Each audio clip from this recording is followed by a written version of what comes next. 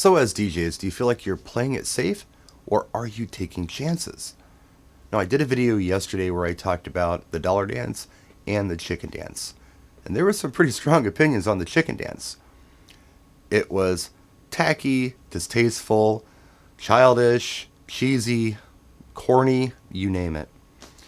Other people said, yeah, I play it. In fact, I've noticed that people are asking for it again. Now, how is this even possible that people are asking for the chicken dance?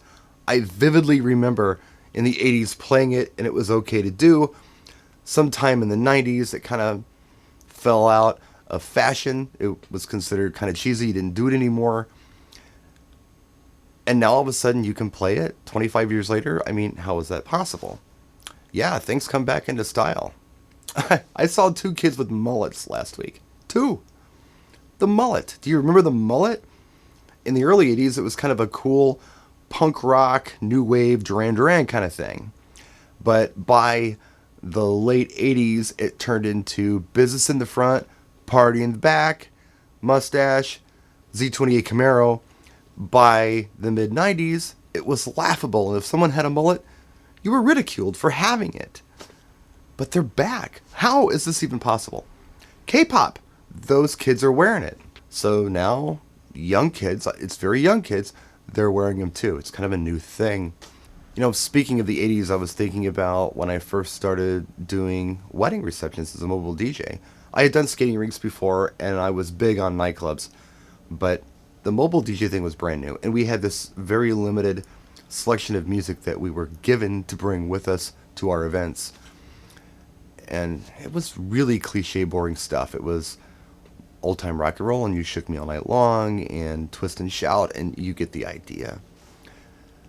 But they were effective songs. They did indeed work. You could play them and people would dance. But I got bored, because I started doing nightclubs at 18 and I had all this great music. So I started bringing this music along with me to my mobile events to try it. So I brought New Order, I brought Ministry, I brought The Cure, Samantha Fox, Stevie B, Expose, all that stuff. I would play it late night, and it was insane. People loved it. It had nothing to do with what was in our little library. We didn't have anything even close to that in our little library that we were given. But yeah, playing those songs really made a difference. And over time, I was able to develop my own style. Things that most mobile DJs weren't bringing to the table. I was familiar with things that a lot weren't. By the late 90s, early 2000s, I wasn't doing so many clubs anymore, but I was doing a lot of subcontract work for other DJ companies. And when you're out there doing something under someone else's name, you don't want to screw it up. So I think what I did was I played it a little safer.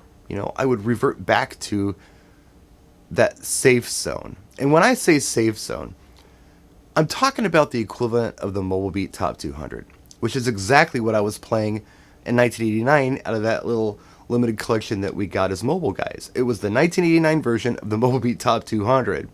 Every song we had was printed on the front and the back of a single piece of paper. People could circle the songs they liked. You could look at it and say, oh, they like the Gap Band. You dropped the bomb on me. Oh, they like Alabama Mountain Music. We'll play those songs. That was a real thing. It was the Mobile Beat Top 200. Anyway, I started playing it more safe.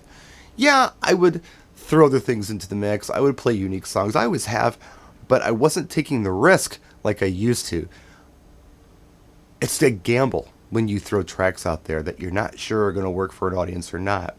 You have to make this calculated risk, I think, where you say to yourself, there's a really good chance that this could work. I think this crowd might dig it. And you throw it on.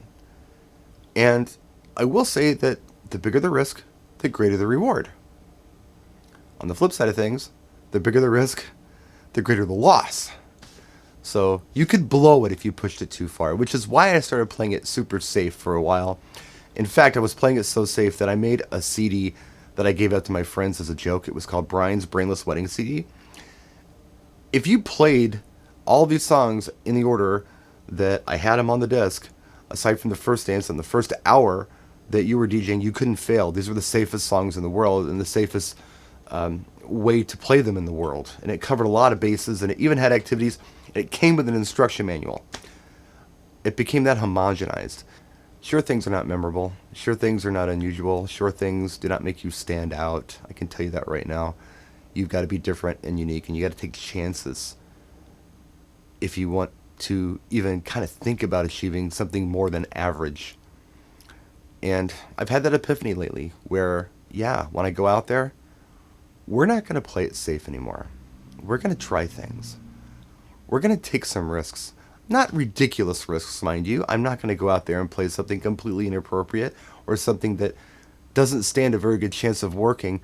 But, as a 30-year vet of wedding receptions, I kind of know what people will dig and what they won't. And if there's something that I don't feel that DJs are playing that might work really well for a wedding audience, mixed crowd, yeah, I think I'm going to try to play it from now on. I've been doing it this year and it feels really good. So I'm taking those risks again. If you're not, if you're playing it safe, there's nothing wrong with that. That's what the Mobile Beat Top 200 is for. You can't really screw that up. You don't have to have real strong programming skills to play off of that list. But if you want to be unique, maybe that's not the list to stick to all the time. Don't get me wrong. I'm not saying don't play anything on that list. What I'm saying is maybe you might want to divert from it once in a while and play some signature tracks that maybe aren't sure things, but really could make a difference. That's it. Just a stupid vlog. We'll see you next time. Practice and enjoy.